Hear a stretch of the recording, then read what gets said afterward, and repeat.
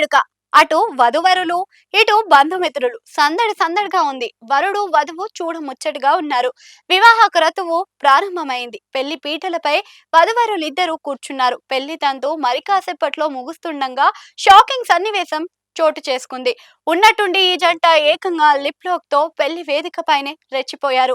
అందరూ చూస్తుండగానే ముద్దు పెట్టుకోవడంతో బంధుమిత్రులు విస్తుపోయారు. దీనికి సంబంధించిన షాకింగ్ వీడియో సోషల్ మీడియాలో వైరల్ గా మారింది.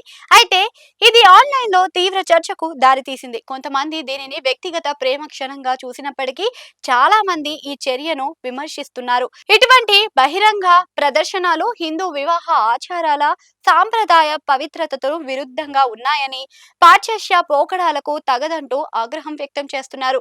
బెంగాలీ వివాహ వేడుకల్లో ఈ ఘటన జరిగింది. కుటుంబ సభ్యులు, అతిథులు ముందు వివాహ వేడుక సందర్భంగా చిత్రీకరించబడిన 35 సెకండ్ల ఈ వైరల్ క్లిప్ వధువరులు వేదికపై సన్నిహితంగా ముద్దు పెట్టుకున్నట్లుగా చూపిస్తుంది.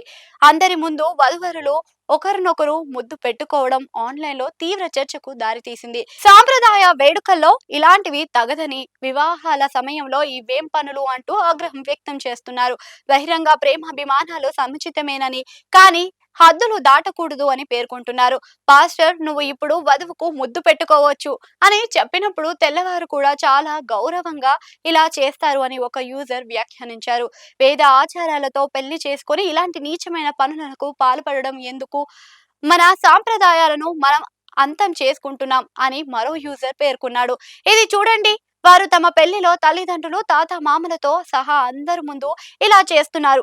హిందూ వివాహాలను ఒక పవిత్రత ఉండేది. ఇప్పుడు 20 సంవత్సరాల తరువాత వివాహాల జంటలు ఏం చేస్తున్నారో ఊహించుకోండి. ఎవరైనా దీనిని సమర్థిస్తారా అంటూ మరొకరు పేర్కొన్నారు. అయితే మరికొందరు వారికి సపోర్ట్ చేస్తూ కామెంట్లు చేస్తుండడం చర్చనీయాంశంగా మారింది.